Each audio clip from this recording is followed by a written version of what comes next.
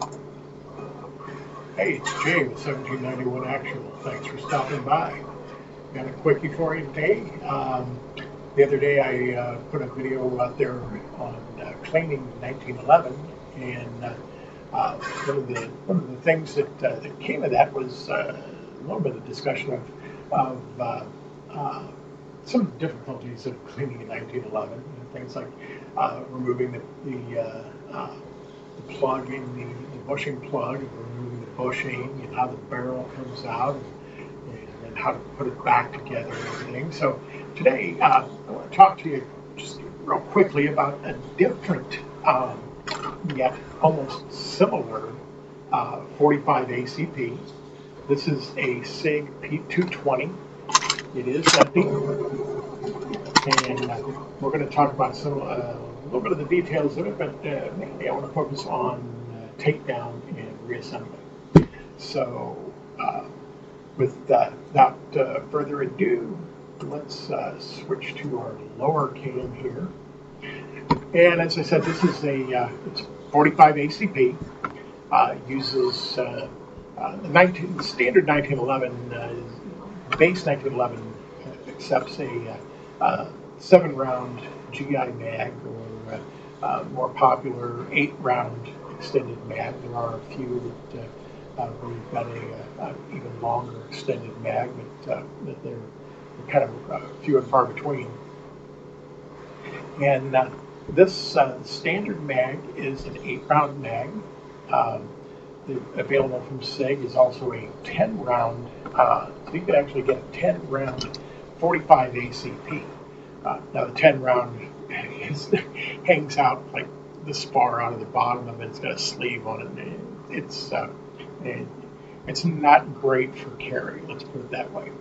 So the other thing that we want to talk about, though, is takedown of this. Now, the 1911, as you know or may not know, is designed to be carried locked and loaded. In other words, you're going to be walking around with it cocked. And 1911 has got a safety here. Now, don't get me wrong, I'm not saying that walking around with it cocked is a bad thing, because the 1911 has a triple threat safety. But that being, it will only fire if it is cocked. You can't, it's not double action, single action, it is single action only, so it has to be cocked before it can fire. So, you cock it, you put on the manual safety on the side. Then there is also a grip safety. So you actually have to get a grip on the handgun this way, pushing this in, squeeze, come up, relieve the manual safety, and then and only then pull the trigger, and you're going to fire your weapon. So with the SIG, it doesn't have that. Doesn't have the grip safety. It doesn't have the manual safety on the side because it doesn't need it. This is what we call a double action, single action. In other words, in double action mode, and there's nothing over this way to worry about as far as something getting shot. But you pull the trigger, it brings the hammer back to the sear and releases and fires. After it is fired and the slide cycles, hammer stays back. As I release just a little bit, I just heard it click.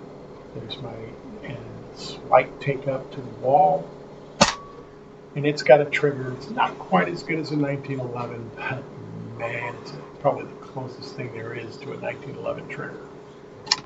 So, when it's cocked, I mentioned decocker. Decocker is right here, and we're going to switch over to our Picasso cam so I can get up close and personal. This is the slide release. This is the decocker. And you'll notice when I press down on the topper, you see the hammer come forward, and the hammer did not in any way, shape, or form get anywhere near that firing pin, and it can't. It is locked. The only way that hammer is going to hit the firing pin is with the trigger pulled. As the hammer falls, it's going to hit that firing pin and rebound to this position. It's almost like a half cock. So, coming back out this side, we're going to talk real quick about disassembly. Now, when we were dealing with the 1911, we had to push down on a button here and turn the bushing, and if your finger slips off, you're going to punch. That spring's going to be powerful enough; it's going to punch a hole in your ceiling. Probably embed that plug an inch or two into the ceiling. But with the SIG, like pretty much all SIGs, it's an easy takedown. We're going to cock it, and we're going to pull the slide back, and then we're going to pull that slide back here. We're going to lock right here, press up on it, and that locks the slide back. That's our slide release. With the slide locked back, we're going to rotate the takedown lever 90 degrees downward. Then we're going to turn the slide loose. It comes right apart. Now, at this point, we can take our guide rod and recoil spring out. I've relined to a full stainless coated stainless steel guide rod. And the barrel, if you remember when we looked at the 1911 barrel came out the front. This is more like most modern pistols. It comes out the back. That's all the farther we have to take this guy down to clean it. Put that back in. Take our recoil spring and guide rod, put it up, push it in so that it catches on the face right here. Don't have to worry about all of the goofy things, the takedown pin and all that kind of stuff that we dealt with the 1911. Also, if you remember, the 1911 had a little bit shorter rail back in here. This has an anodized aluminum frame. It's not a steel frame like the 1911, but still pretty darn sturdy. Excuse me. Put it back together. You definitely do not want to hit that slide release. That slide will fly off because it's under about 12, 14, 18 pounds of pressure.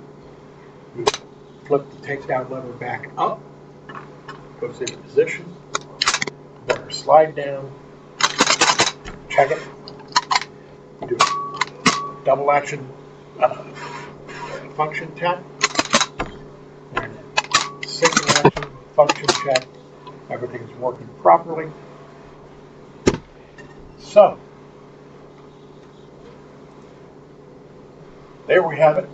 There you are. Thanks for stopping by. Hope you enjoyed this.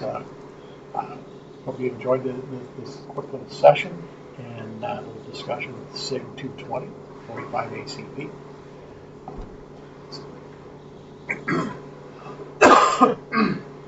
I'm sorry. It is single stack like the 1911, so it's got a very narrow feel to it. Actually, this one the 2022 actually fits my hand a little bit better than the 1911. Definitely fits better than my 229. You know, I love my 229. On arthritis days, the 45 ACP, that's the thing to carry. So, if you have any questions, please leave them in the comments. I appreciate everybody that's subscribed to the channel, and Appreciate the folks that you've been sharing. So if you would, if you like the content, like and subscribe. Hit that notification bell, and it'll tell you when new content goes up. And if you don't mind, share this with others. We're trying to grow the channel. Not really looking at monetizing or any of that kind of stuff that kind of goes with YouTube nowadays. I remember back in the day before everybody was monetizing, and YouTube was basically about entertainment and information and sharing knowledge. And so I'm kind of still there now. That's not to say that someday I may not grow big enough to be monetized, but quite honestly, it's not there. But I do read the comments, so please like and subscribe, hit the notification bell, comment, and never know, if you come up with something that, hey, what about this or what about that, I might make a video on it and give you a shout out that this is in response to such and such viewer. As always, appreciate you stopping by, and God bless, and see you on the other side.